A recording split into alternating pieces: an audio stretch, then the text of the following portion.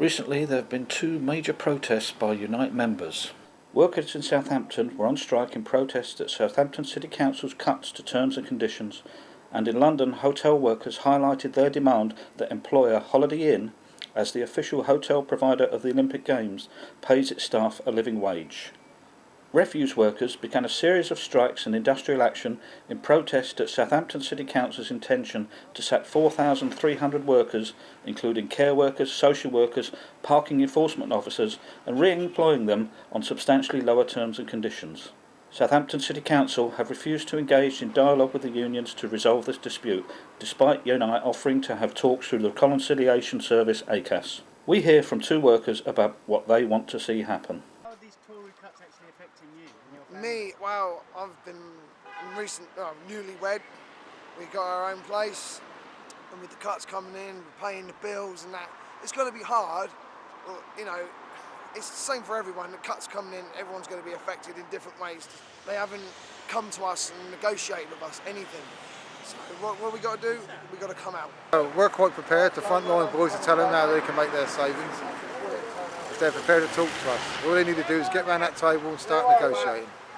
Local council workers spend their wages locally, so there will inevitably be an impact on local business and services, as workers will have less money to spend. The line is very, very clear. We don't want any cuts in pay, we don't want any cuts in terms and conditions. What you need to do as a council is learn to manage and negotiate with us properly. We also want you to go back to government and say that 28% cuts are unacceptable. They're unacceptable to your employees, and they're unacceptable to the people of Southampton. Meanwhile, in London, hotel workers were protesting outside Holiday Inn Mayfair to draw attention to the fact that the company was still refusing to pay its workers the London living wage. Holiday Inn are the official hotel provider for the 2012 Olympic Games.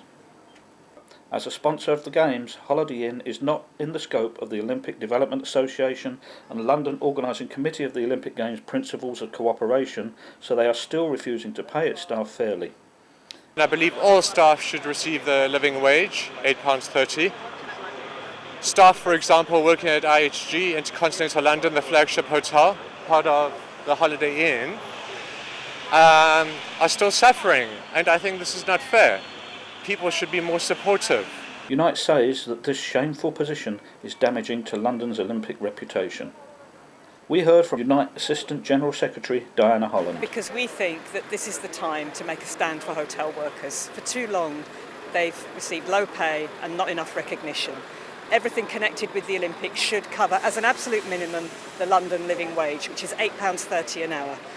That is a basic for living in London, and we think that that's what hotel workers should get. Currently, the lowest paid in this hotel are on the national minimum wage, which is £5.93 an hour. It's not enough.